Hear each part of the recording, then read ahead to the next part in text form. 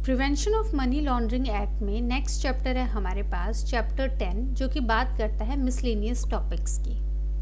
इसमें आ गया हमारे पास सेक्शन 62। सेक्शन 62 बात करता है पनिशमेंट फॉर वेक्सेशियस सर्च। तो पनिशमेंट क्या होगी वेक्सेशियस सर्च के लिए? ये अप्लाई करता है किसी भी अथॉरिटी को या ऑफिसर को जो एक्ट कर रहा है पीएमएलए के अंडर या उसके रूल्स के अंडर। ऑफेंसेस अराइज होते हैं जब एक्शन जो है वो लिया जाता है बिना रीजन के, जो रिकॉर्ड किया गया है राइटिंग में। ये कवर करता है फॉलोइंग अनलॉफुल एक्ट्स। तो इसमें आ गया हमारे पास सबसे पहले सर्च करना किसी भी बिल्डिंग को या प्लेस को, डिटेन करना एक पर्सन को, सर्च करना एक पर्सन को या फिर अरेस्ट करना एक पर्सन को। तो इसमें आ गया हमारे पास सेक्शन 62। सेक्शन 62 बात करता है पनिशमेंट की, जो कि है वेक्सेशियस सर्च के लिए, मतलब वो सर्च जो इलीगल तरीके से या अनलॉफुल तरीके से की गई है। पहली बात है इसकी एप्लीकेशन क्या है। ये अप्लाई करता है किसी भी ऑफिसर को या किसी भी अथॉरिटी को जो एक्ट कर रहा है पीएमएलए के अंडर। दूसरा आ गया इसमें हमारे पास ऑफेंस अराइज होता है जब कोई भी एक्शन लिया जाता है बिना रीजंस के राइटिंग में, कि राइटिंग में जब रीज़न दिया जाता है अपने एक्शन के लिए तो बिना रीज़न के जो रिकॉर्ड किया जाता है राइटिंग में उसके बिना ही एक्शन लिया गया है। और ये जो है कवर करता है अनलॉफुल एक्ट्स जो कैरी ऑन हुई हैं किसके दौरान, जब सर्च किया गया है किसी बिल्डिंग या प्लेस को, डिटेन किया गया है किसी पर्सन को, सर्च किया गया है एक पर्सन को या फिर अरेस्ट किया गया है एक पर्सन को। तो इन चारों प्रोसेस में कोई अनलॉफुल एक्ट हुई है और वो बिना किसी रीज़न के जो राइटिंग में देना होता है उसके दी है, करी गई है ये एक्टिविटीज़ किसी अथॉरिटी या ऑफिसर के द्वारा, तो उसको पनिश किया जाएगा वेक्सेशियस सर्च के लिए। इसमें आ गया हमारे पास सच एक्ट जो है उनको टर्म किया गया है वेक्सेशियस, जिसका मतलब है बिना लॉफुल जस्टिफिकेशन के। तो बिना लॉफुल जस्टिफिकेशन के अगर कोई एक्ट किया गया है तो उसको टर्म किया गया है वेक्सेशियस। पनिशमेंट क्या होगी कन्विक्शन पे? ये इंक्लूड करेगा इम्प्रिजनमेंट अप टू 2 years और फाइन अप टू 50,000 रुपीज़, और बोथ इम्प्रिजनमेंट और हमारे पास फाइन। आपके पास ये वाला पॉइंट जो है इम्पॉर्टेंट है इस सेक्शन में। ये बात करता है पनिशमेंट की कि वेक्सेशियस जो है वेक्सेशियस सर्च के लिए क्या पनिशमेंट होगी। तो इसमें आ गया हमारे पास यहाँ पे इम्प्रिजनमेंट हो सकती है 2 साल तक की, प्लस फाइन हो सकता है 50,000 रुपीज़ तक का। तो यहाँ पे जो है आपको ये ध्यान में रखना है, मेमोराइज करना है एमसीक्यू पर्पस से। नेक्स्ट आ गया इसमें हमारे पास सेक्शन 63। सेक्शन 63 बात करता है पनिशमेंट फॉर फॉल्स इन्फॉर्मेशन और failure to give information etcetera, कि क्या पनिशमेंट होगी अगर फॉल्स इन्फॉर्मेशन दी है या फिर फेल हो गए हैं देने में इन्फॉर्मेशन एटसेट्रा। पहला आ गया इसमें हमारे पास फॉल्स इन्फॉर्मेशन, जो कि है सब सेक्शन 1 में हमारे पास। कोई भी पर्सन जो विलफुली या मैलिशियसली फॉल्स इन्फॉर्मेशन देता है, ये जो फॉल्स इन्फॉर्मेशन है ये कॉज करती है अरेस्ट या सर्च जो है अंडर पीएमएलए। इसकी पनिशमेंट होगी कन्विक्शन पे इम्प्रिजनमेंट अप टू 2 years या फिर फाइन 50,000 तक का या फिर दोनों। सेकेंड पॉइंट आ गया failure to cooperate with authority subsection 2, कि फेल हो गए हैं कोऑपरेट करने में अथॉरिटीज़ के साथ। इसकी पेनल्टी अप्लाई होती है अगर एक पर्सन पहला है रिफ्यूज़ कर देता है आंसर करने से क्वेश्चंस डिस्पाइट कि वो लीगली बाउंड है आंसर करने के लिए, सेक्शन 3 जो ऑफेंस रिलेटेड कोई भी क्वेश्चन। दूसरा आ गया रिफ्यूज़ करता है साइन करने से एक स्टेटमेंट जो लॉफुली रिक्वायर्ड है पीएमएलए प्रोसीडिंग्स के अंदर। तीसरा आ गया फेल हो जाता है कंप्लाई करने में जो समन्स भेजे गए हैं सेक्शन 50 के अंदर, कि अटेंड करे और एविडेंस दे या फिर प्रोड्यूस करे बुक्स ऑफ अकाउंट्स या फिर डॉक्यूमेंट्स। तो यहाँ पे हमारे इस स्लाइड में क्या हमें ध्यान रखना है, सेक्शन 63 जो है वो बात करता है पनिशमेंट की। यहाँ पे किसको पनिश किया जाएगा? पहला आ गया फॉल्स इन्फॉर्मेशन जो देगा। दूसरा आ गया अगर फेलियर हो जाता है यहाँ पे इन्फॉर्मेशन देने के लिए। तो फॉल्स इन्फॉर्मेशन में आ गया हमारे पास कोई भी पर्सन जो विलफुली या मैलिशियसली फॉल्स इन्फॉर्मेशन देता है और वो फॉल्स इन्फॉर्मेशन के बेसिस पे अरेस्ट या फिर सर्च होता है पीएमएलए के अंडर, तो यहाँ पे जो है उसको कन्विक्ट माना जाएगा। और इसकी जो पनिशमेंट है वो कितनी होगी? पनिशमेंट होगी इम्प्रिजनमेंट 2 साल तक की, प्लस इसमें आ गया हमारे पास फाइन 50,000 का, या फिर दोनों एक साथ दिया जा सकता है। नेक्स्ट आ गया इसमें हमारे पास अगर फेल हो जाता है इन्फॉर्म करने के लिए, या अथॉरिटीज़ के साथ जो है यहाँ पे कोऑपरेट नहीं करता है, तो कोऑपरेट नहीं करता है अथॉरिटीज़ के साथ। कब माना जाएगा कि कोऑपरेट नहीं करता है? पहला है कि वो आंसर नहीं करता है क्वेश्चंस जो उससे पूछे गए हैं। दूसरा आ गया हमारे पास कि वो साइन नहीं करता है कोई भी स्टेटमेंट। तीसरा आ गया इसमें हमारे पास वो फेल हो जाता है अगर उस सम्मन्स जो भेजे जाते हैं सेक्शन 50 के अंदर, पहला है कि अटेंड करने के लिए या एविडेंस देने के लिए, दूसरा आ गया प्रोड्यूस करने के लिए जो बुक्स ऑफ अकाउंट हैं या फिर जो डॉक्यूमेंट्स हैं, तो यहाँ पे समन भेजा जाता है इस पर्पज़ से और वो अटेंड नहीं करता है, एविडेंस नहीं देता है या फिर प्रोड्यूस नहीं करता है, तो इन तीनों के अंडर उसको माना जाएगा कि वो कोऑपरेट नहीं कर रहा है अथॉरिटीज़ के साथ। इसकी पेनल्टी क्या होगी? इसकी होगी penalty minimum 500 rupees, maximum 10,000 rupees, हर एक जो डिफ़ॉल्ट या फेलियर है। तो यहाँ पे जो पेनल्टी है हमारे पास, जो वो कोऑपरेट नहीं करता है अथॉरिटीज़ के साथ, यहाँ पे जो पेनल्टी है मिनिमम 500 है और मैक्सिमम है हमारे पास 10,000 ईच फेलियर के लिए।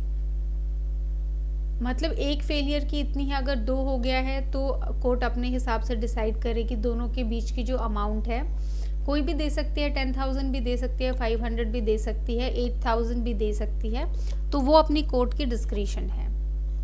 फिर आ गया हमारे पास next, opportunity of being heard subsection 3। कोई भी पेनल्टी इम्पोज नहीं की जा सकती बिना दिए पर्सन को एक रीजनेबल अपॉर्चुनिटी उसको सुने जाने की। फोर्थ आ गया इसमें हमारे पास additional liability under IPC subsection 4। इसमें आ गया कि इंटेंशनल डिसओबीडियंस जो है डायरेक्शंस का अंडर सेक्शन 50, ये पनिशेबल है अंडर सेक्शन 174 ऑफ आईपीसी, जो नॉन अटेंडेंस है इन ओबीडियंस टू समन्स। तो इसमें थर्ड पॉइंट आ गया हमारे पास कि कोई भी जो है पेनल्टी वो इम्पोज नहीं की जाएगी जब तक अपॉर्चुनिटी नहीं दी गई है ऑफ बीइंग हर्ड, मतलब जब तक जो है सुने जाने की अपॉर्चुनिटी नहीं दी गई है तब तक कोई पेनल्टी नहीं लगेगी।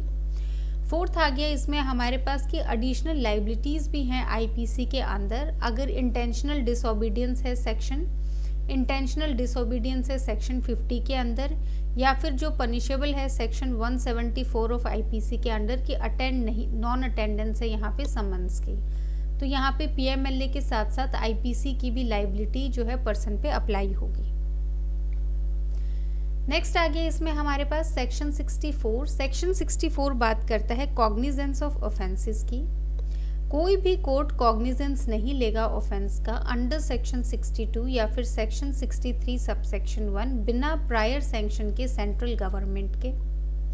सेंट्रल गवर्नमेंट को डिसाइड करना है ऑन ग्रांटिंग या रिफ्यूजिंग सैंक्शन 90 दिन के अंदर अंदर from the date of receiving the request. जब से उनको रिक्वेस्ट रिसीव हुई है उससे 90 दिन के अंदर अंदर।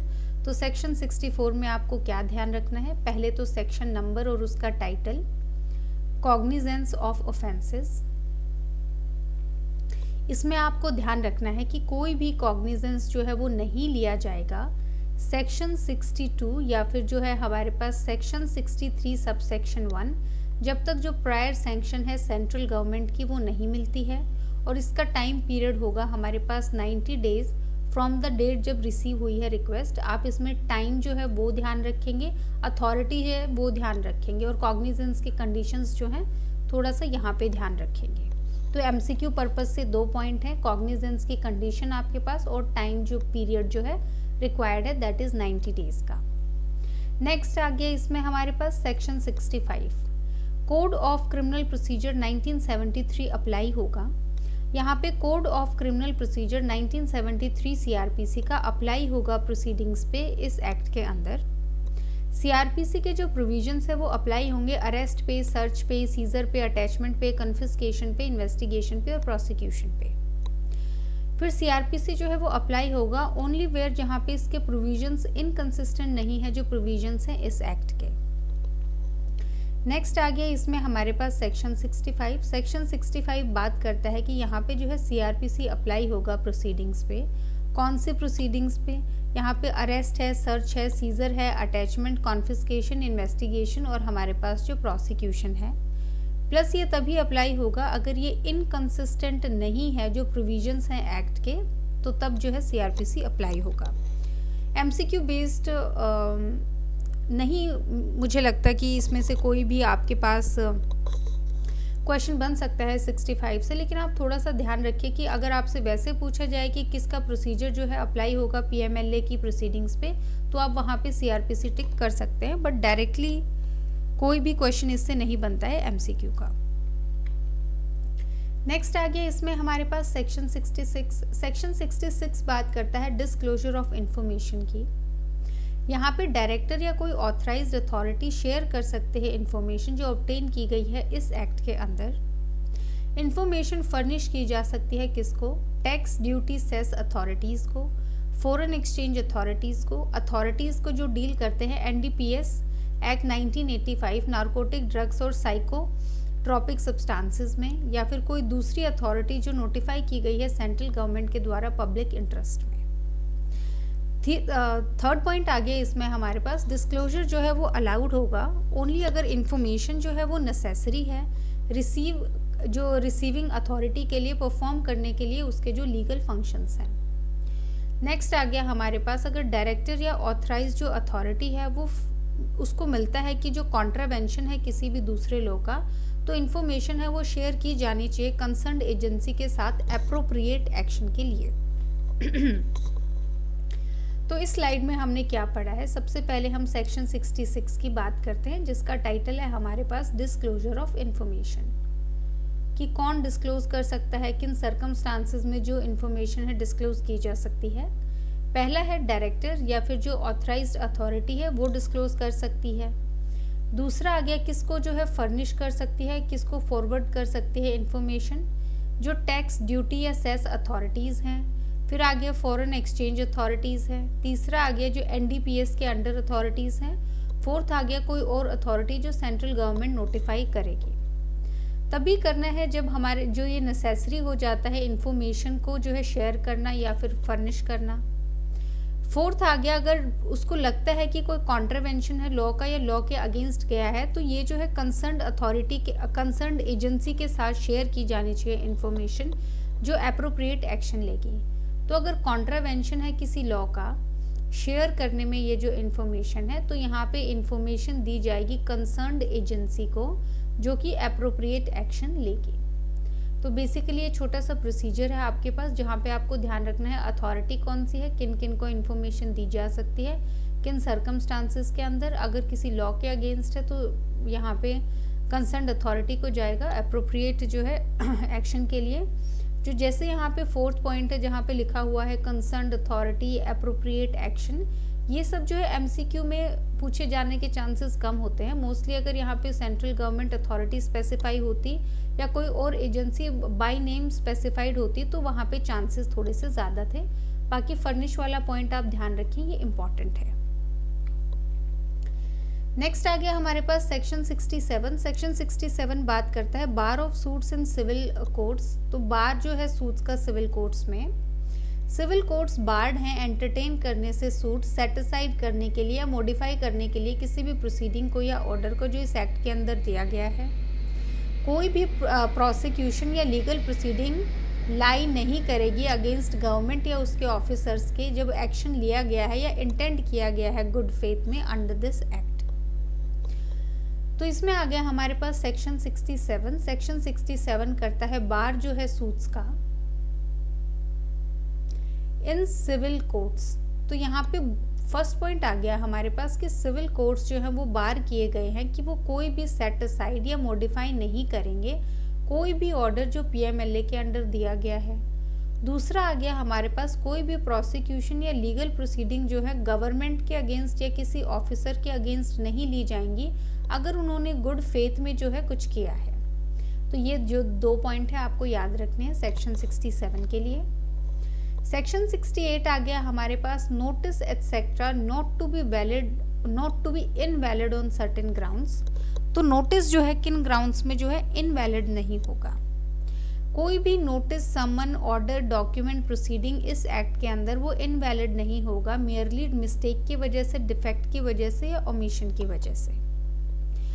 वैलिडिटी मेंटेन होगी अगर एक्शन जो है वो सब्सटेंशियली कन्फर्मिटी में है इंटेंट के साथ और जो पर्पस है एक्ट का उसके साथ। टेक्निकल एरर्स जो हैं अलोन वो इनवैलिडेट नहीं कर सकते हैं प्रोसीडिंग्स को अंडर दिस एक्ट। इसमें आ गया हमारे पास सेक्शन 68। सेक्शन 68 बात करता है कि जो नोटिस है वो इनवैलिड नहीं होगा।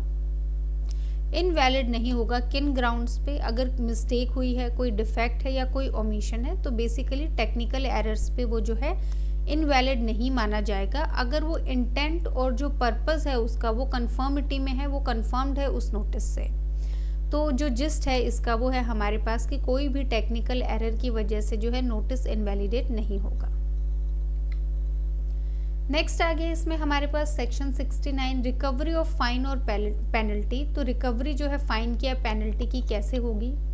अगर फाइन या पेनल्टी इम्पोज किया गया है सेक्शन 13 या सेक्शन 63 के अंडर, वो पे नहीं किया गया है 6 महीने के अंदर अंदर जब डेट हुई है इम्पोजिशन की, तो जो रिकवरी प्रोसीडिंग्स हैं वो शुरू हो सकती हैं। यहाँ पे डायरेक्टर या ऑथराइज्ड ऑफिसर एम्पावर्ड है रिकवर करने के लिए अमाउंट को।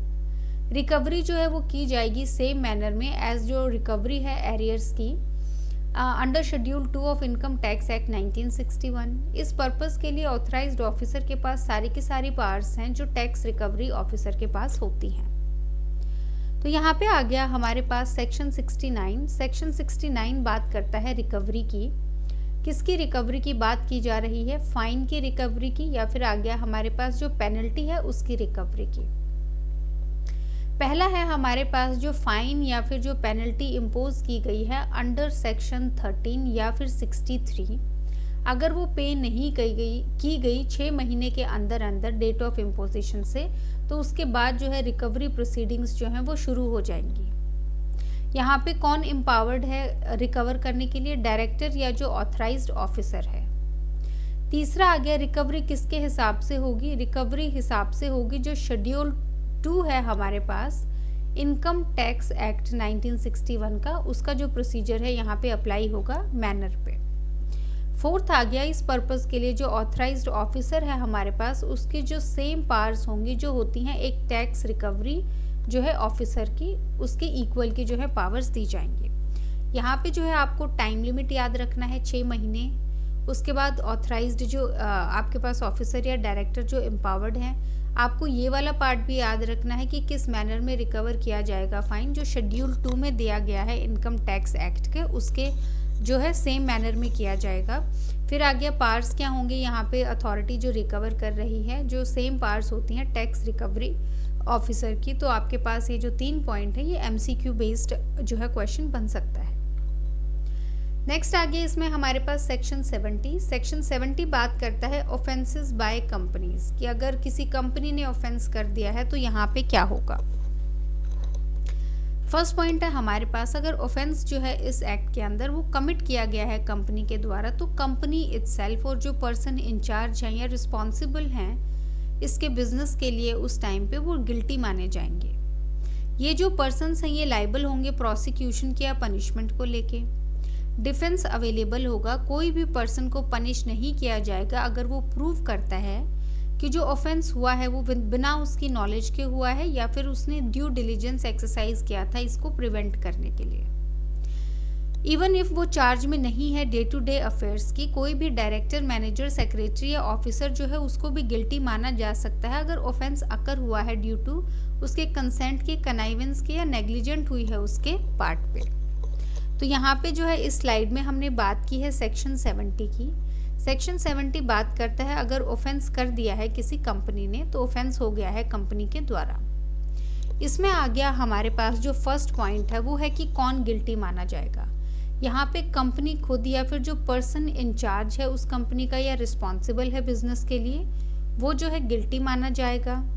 ये जो पर्सन है इनको प्रोसिक्यूशन और पनिशमेंट के लिए लायबल माना जाएगा। डिफेंस यहाँ पे क्या अवेलेबल है कि बिना उसकी नॉलेज के हुआ है, प्लस उसने जो है ड्यू डिलिजेंस ली थी इसको प्रिवेंट करने में। उसके बाद फोर्थ पॉइंट है कि इनका जो डायरेक्टर है, मैनेजर है, सेक्रेटरी या ऑफिसर है उसको भी गिल्टी माना जाएगा अगर ये ऑफेंस हुआ है उसकी कंसेंट में, कनाइवेंस में या फिर आ गया उसकी नेग्लेक्ट में। तो ये जो 3-4 पॉइंट है आपको ध्यान में रखना है। नेक्स्ट आ गया, इसमें हमारे पास कंपनी की डेफिनेशन इंक्लूड करती है कोई भी बॉडी, कॉरपोरेट, फर्म या एसोसिएशन ऑफ इंडिविजुअल्स। फर्म में जो है एक पार्टनर को ट्रीट किया जाएगा एज डायरेक्टर। एक कंपनी को प्रोसिक्यूट किया जा सकता है इंडिपेंडेंटली इवन इफ कोई इंडिविजुअल प्रोसिक्यूटेड या फिर कन्विक्टेड नहीं है। तो इस स्लाइड में हमने पढ़ा है, सबसे पहले आ गया कंपनी की जो डेफिनेशन है, ये इंक्लूड करती है बॉडी, कॉरपोरेट, कोई भी फर्म या कोई भी एसोसिएशन ऑफ इंडिविजुअल्स। फिर आ गया हमारे पास जो फर्म है, इसमें जो है पार्टनर को माना जाता है एज डायरेक्टर। नेक्स्ट आ गया, कंपनी को प्रोसिक्यूट किया जा सकता है इंडिपेंडेंटली अगर कोई भी इंडिविजुअल प्रोसिक्यूटेड या कन्विक्टेड नहीं है। नेक्स्ट आ गया, इसमें हमारे पास section 71 act to have overriding effect, कि इस एक्ट का जो है ओवरराइडिंग इफेक्ट होगा। प्रोविजंस जो है इस एक्ट के, उनका ओवरराइडिंग इफेक्ट होगा किसी भी इनकंसिस्टेंट प्रोविजन पे जो कंटेन किया गया है किसी दूसरे लॉ में जो करंटली फोर्स में है। अगर कॉन्फ्लिक्ट होता है तो ये एक्ट जो है प्रिवेल करेगी दूसरे लॉज के अंडर। तो इसमें आ गया हमारे पास सेक्शन 71 जो बताता है कि इस एक्ट का जो है ओवरराइडिंग इफेक्ट होगा किसी भी दूसरे लॉ पे जिसमें कोई भी अगर इनकंसिस्टेंट प्रोविजन है। तो इसका मतलब है कि हमारे पास जो PMLA है वो प्रिवेल करेगी किसी दूसरे लॉ पे in case of inconsistent provision. Next आ गया, इसमें हमारे पास सेक्शन 72। सेक्शन 72 बात करता है continuation of proceedings in the event of death और इंसॉल्वेंसी, कि कंटिन्यू कैसे होंगी प्रोसीडिंग्स डेथ और इंसॉल्वेंसी के केस में। पहला आ गया हमारे पास appeal before appellate tribunal, section 26 related. अगर प्रॉपर्टी अटैच है सेक्शन 8 के अंडर और कोई भी जो अपील है वो फाइल की गई है या फिर कोई भी जो है अपील ऑलरेडी पेंडिंग है अपेलेट ट्रिब्यूनल के अंडर और जो कंसर्न पर्सन है वो उसकी डेथ हो जाती है या इंसॉल्वेंट हो जाता है, तो लीगल रिप्रेजेंटेटिव या कोई ऑफिशियल असाइनी या ऑफिशियल रिसीवर फाइल कर सकते हैं, कंटिन्यू कर सकते हैं अपील अपेलेट ट्रिब्यूनल के सामने उस पर्सन की प्लेस में।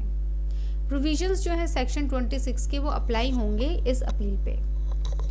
फिर आ गया हमारे पास next appeal before high court, section 42 related. After tribunals order अगर अपील फाइल नहीं की गई है हाई कोर्ट के सामने, अपील ऑलरेडी पेंडिंग है हाई कोर्ट के सामने, तो ये वाला पोर्शन हम नेक्स्ट स्लाइड के साथ पढ़ेंगे। फर्स्ट आ गया इसमें हमारे पास सेक्शन 72। सेक्शन 72 बात करता है कि कंटिन्यूएशन कैसे होंगी प्रोसीडिंग की अगर डेथ हो जाती है या इंसॉल्वेंट हो जाता है। तो सबसे पहले बात की जाती है हमारे पास अपील की जो सेक्शन 26 में बात करता है जहाँ पे प्रॉपर्टी अटैच की जाती है। तो अटैचमेंट की अगर बात होती है और वहाँ पे कोई अपील जो है फाइल नहीं हुई है, अपील फाइल नहीं हुई है या फिर अपील जो है वो पेंडिंग है अपेलेट कोर्ट में और किसी पर्सन की जो है डेथ हो जाती है या फिर कोई भी इंसॉल्वेंट हो जाता है, तो यहाँ पे जो है लीगल रिप्रेजेंटेटिव या जो ऑफिशियल असाइनी या फिर जो ऑफिशियल रिसीवर है वो कंटिन्यू कर सकता है जो हमारे पास अपील है उस पर्सन की प्लेस में। तो आपको जो है अथॉरिटीज़ याद रखनी है, बाकी एज सच ज़्यादा नहीं याद रखना, यहाँ पे अथॉरिटीज़ दोनों आप याद रखेंगे। नेक्स्ट आ गया हाई कोर्ट के केस में कंसर्न्ड अथॉरिटी की डेथ हो जाती है डिक्लेयर्ड इंसॉल्वेंट, तो अगेन लीगल रिप्रेजेंटेटिव ऑफिशियल जो असाइनी है या ऑफिशियल रिसीवर फाइल कर सकते हैं, कंटिन्यू कर सकते हैं अपील को। प्रोविजंस जो हैं 42 के वो अप्लाई होंगे। तो यहाँ पे सेक्शन 42 के केस में हाई कोर्ट के सामने अपील पेंडिंग है, अगर कोई अपील फाइल नहीं की गई है या फिर जो है अपील पेंडिंग है यहाँ पे और इसी के चलते डेथ हो जाती है या इंसॉल्वेंट हो जाता है पर्सन, तो यहाँ पे लीगल रिप्रेजेंटेटिव या फिर आपका आ गया ऑफिशियल जो असाइनी है या फिर रिसीवर जो है वो कंटिन्यू कर सकते हैं अपील और यहाँ पे जो प्रोविजंस हैं हमारे पास सेक्शन 42 के वो अप्लाई होंगे। थर्ड पॉइंट आ गया हमारे पास रोल ऑफ ऑफिशियल असाइनी या ऑफिशियल रिसीवर। उनकी जो पार्ट्स हैं वो सब्जेक्ट टू हैं प्रेसिडेंसी टाउन्स इंसॉल्वेंसी एक्ट 1909 और प्रोविंशियल इंसॉल्वेंसी एक्ट 1920 जैसा कि एप्लीकेबल होगा। असेंस क्या है इस सेक्शन का, डेथ और इंसॉल्वेंसी नहीं रोकती है लीगल प्रोसीडिंग्स को, अपील्स जो हैं वो कंटिन्यू की जा सकती हैं या इनिशिएट की जाती हैं लीगल हियर्स के द्वारा या फिर इंसॉल्वेंसी अथॉरिटीज़ के द्वारा। इसमें आ गया हमारे पास जो थर्ड पॉइंट है कि रोल क्या होगा यहाँ पे। ऑफिशियल असाइनी का या फिर रिसीवर का, तो उनकी जो पावर्स हैं वो सारी पावर्स होंगी उनके पास, लेकिन ये सब्जेक्ट टू होंगी प्रेसिडेंसी टाउन्स इंसॉल्वेंसी एक्ट 1909, और आ गया हमारे पास दूसरा प्रोविंशियल इंसॉल्वेंसी एक्ट 1920, जो भी है एप्लीकेबल होंगी। तो ये दो एक्ट्स भी आप थोड़ा सा ध्यान में रखेंगे, यहाँ पे भी अगेन अथॉरिटीज़ जो हैं आप ध्यान में रखेंगे। नेक्स्ट आ गया इसमें हमारे पास section 72A, inter ministerial coordination committee. Constitute कौन करेगा? सेंट्रल गवर्नमेंट नोटिफिकेशन से कॉन्स्टिट्यूट कर सकती है inter ministerial coordination committee. Purpose क्या है? इंश्योर करना इंटर डिपार्टमेंटल और इंटर एजेंसी कोऑर्डिनेशन उन मैटर्स में जो रिलेटेड हैं anti money laundering AML, anti money laundering के, और जो है counter financing of terrorism CFT से रिलेटेड मैटर्स। फंक्शंस क्या है कमेटी का? पहला है operational coordination among central government law enforcement agencies, financial intelligence unit India, फिर आ गया रेगुलेटर्स एंड सुपरवाइजर्स। तो हमारा जो है नेक्स्ट सेक्शन वो है सेक्शन 72A, जो बात करता है इंटर मिनिस्ट्रियल कोऑर्डिनेशन कमेटी की। पहला है कौन कॉन्स्टिट्यूट करेगा? सेंट्रल गवर्नमेंट कॉन्स्टिट्यूट करेगा। उसके बाद इसका पर्पस क्या है? इंश्योर करना कि इंटर जो डिपार्टमेंटल है या इंटर एजेंसीज जो हैं वो प्रॉपरली कोऑर्डिनेट कर रही हैं एंटी मनी लॉन्ड्रिंग प्लस हमारे पास काउंटर फाइनेंसिंग जो है टेररिज्म की, इन मैटर्स से रिलेटेड। तीसरा बात करता है इनका फंक्शंस क्या है। पहला फंक्शन है कि ऑपरेशनल कोऑर्डिनेशन, कोऑर्डिनेट करवाता है ये किनके बीच में? Central government law enforcement agencies, जो फाइनेंशियल इंटेलिजेंस यूनिट है इंडिया की, फिर आ गया रेगुलेटर्स और जो सुपरवाइजर्स है। तो इस कमेटी का बेसिकली काम है कि यहाँ पे ऑपरेशंस जो हैं वो स्मूथली चलें और जो डिफरेंट एजेंसीज हैं वो कोऑर्डिनेटली जो है काम करें। तो यहाँ पे आपको याद रखना है, सबसे पहले तो आपको टाइटल याद रखना है 72A का, क्योंकि थोड़ा सा डिफरेंट है। फिर आ गया जो हमारे पास कॉन्स्टिट्यूट किसने की है, फिर आ गया किन मैटर्स से रिलेटेड है, फिर ऑपरेशंस जो पहला हमारे पास फंक्शन है वो आपको ध्यान में रखना है। दूसरा आ गया policy coordination across all relevant या कॉम्पिटेंट अथॉरिटीज़। तीसरा आ गया कंसल्टेशन किसके साथ होगी? कंसर्न अथॉरिटीज़ और जो फाइनेंशियल सेक्टर या दूसरे रेलेवेंट सेक्टर्स हैं on AML CFT laws, regulations and guidelines. Fourth point आ गया डेवलपमेंट और implementation of agencies relating to AML और CFT, कोई दूसरा मैटर जो स्पेसिफाई किया गया है सेंट्रल गवर्नमेंट के द्वारा नोटिफिकेशन के थ्रू। कोर ऑब्जेक्ट क्या है यहाँ पे? असेंस क्या है? क्रिएट करने के लिए एक coordinated national framework effective enforcement के लिए या पॉलिसी मेकिंग के लिए अगेंस्ट मनी लॉन्ड्रिंग या फिर टेरर फाइनेंसिंग। नेक्स्ट आ गया इसमें हमारे पास दूसरे फंक्शंस क्या हैं? पॉलिसी कोऑर्डिनेशन है अथॉरिटीज़ के बीच में, कंसल्ट करेगी जो कंसर्न अथॉरिटीज़ हैं, फाइनेंशियल सेक्टर या रेलेवेंट सेक्टर्स हैं। तीसरा फोर्थ आ गया इसमें डेवलपमेंट या इम्प्लीमेंटेशंस जो है पॉलिसीज़ की। फिफ्थ आ गया कोई दूसरा मैटर जो यहाँ पे सेंट्रल गवर्नमेंट नोटिफाई करेगी। तो बेसिकली ये फंक्शंस है हमारे पास इस कमिटी के। नेक्स्ट आ गया इसमें हमारे पास सेक्शन 73 जो बात करता है पावर टू मेक रूल्स। किसके पास पावर है रूल्स बनाने की? पहला है rule making authority, central government empowered है रूल्स बनाने के लिए नोटिफिकेशन के द्वारा जो कैरी आउट किए जाएंगे प्रोविजंस जो हैं इस एक्ट के।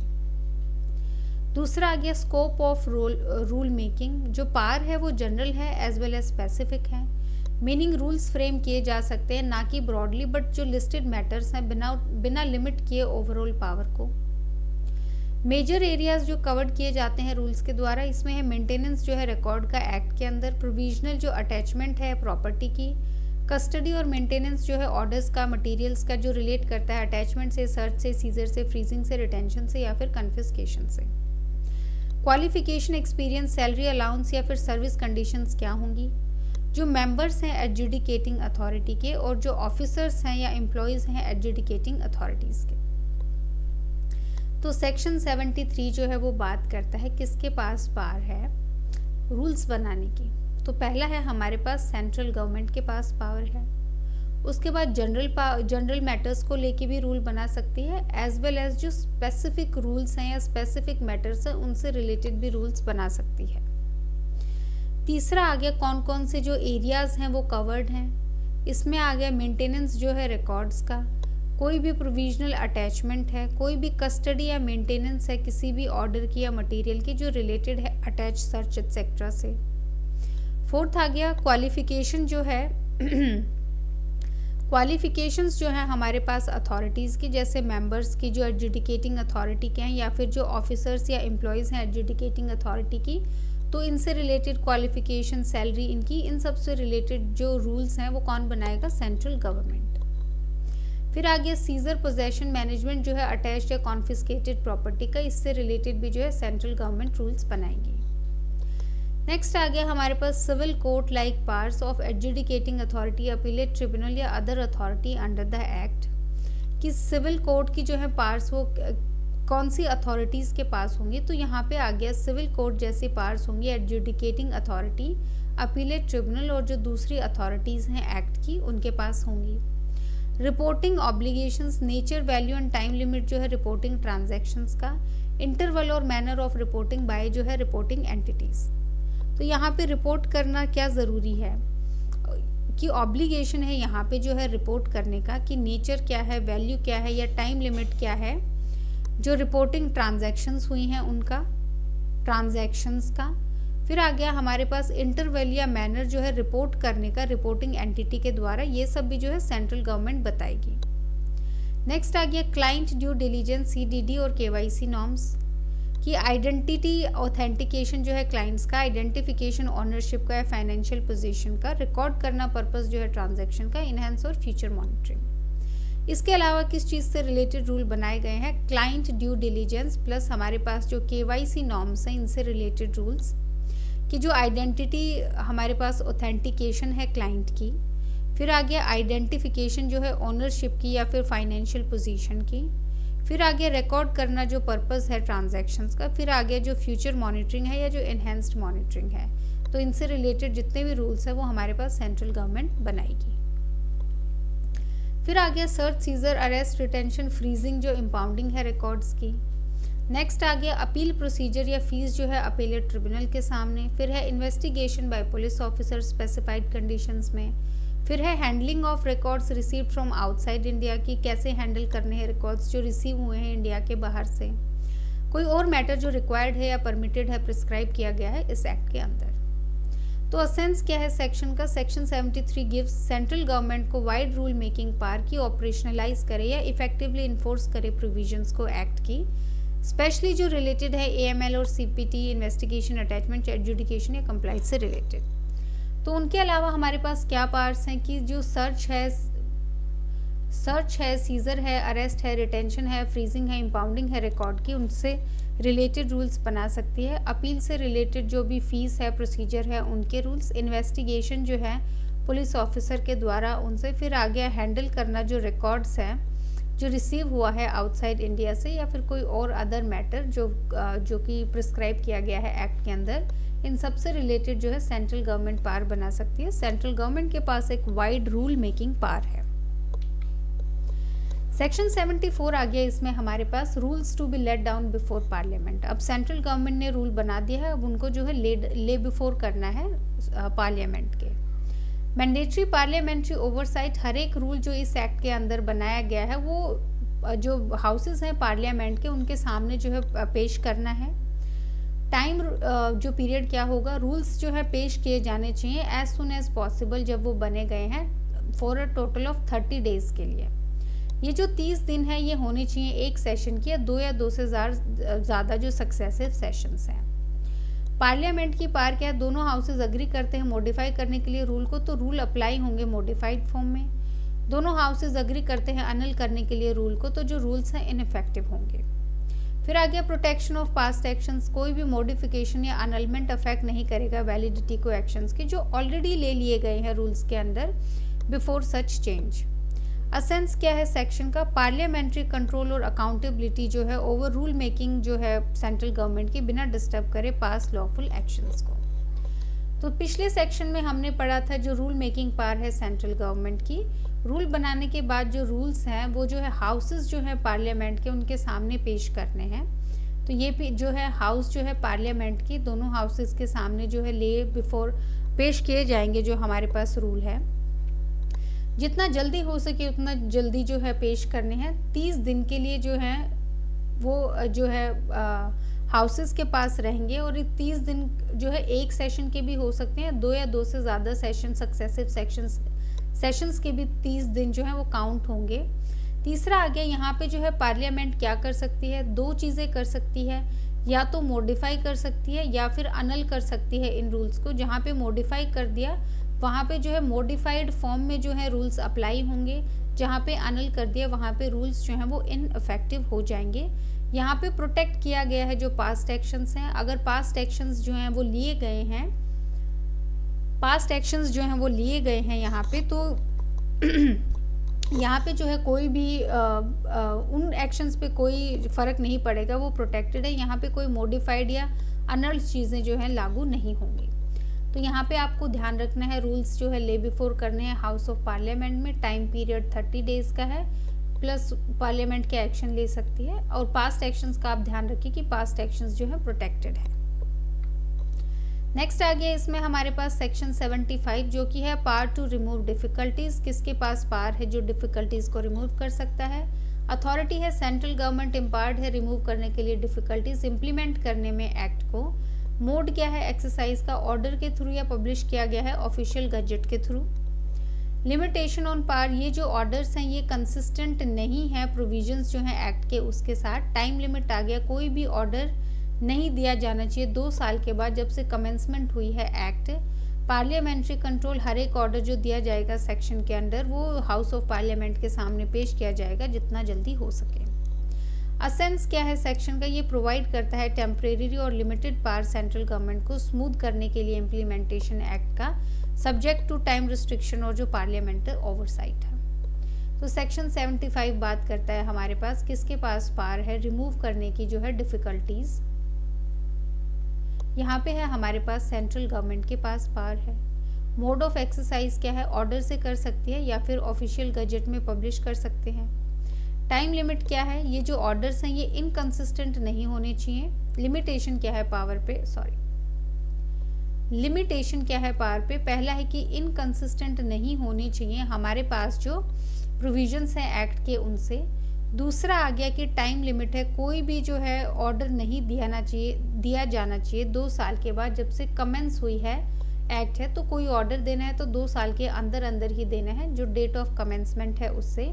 फिर आ गया जो पार्लियामेंट्री कंट्रोल रहेगा हर एक ऑर्डर पे, तो हाउस ऑफ पार्लियामेंट के सामने पेश किया जाएगा ऑर्डर और उसके बाद जो है पार्लियामेंट डिसाइड करेगी। तो ये जो है आपके पास लास्ट सेक्शन था prevention of money laundering act का। यहाँ पे जो है इस सेक्शन में आपको अथॉरिटी याद रखनी है, फिर किस ऑर्डर से, लिमिटेशन आपको यहाँ पे पक्का ध्यान रखनी है। इनकंसिस्टेंसी और टाइम लिमिट जो है वो 2 साल का है, तो आप ये ज़रूर ध्यान रखें। और इसी सेक्शन के साथ जो हमारा PMLA है वो ख़त्म होता है। इसकी जो PDF है, अगर आपको इसकी PDF चाहिए तो यहाँ पे कमेंट सेक्शन में जो पिन्ड कमेंट है वहाँ पे एक नंबर दिया गया है, आप उस पर जो है व्हाट्सअप कर सकते हैं इस सब्जेक्ट की PDF के लिए। बाकी जो है ये पूरा सब्जेक्ट हमने कंप्लीट कर लिया है। So thank you.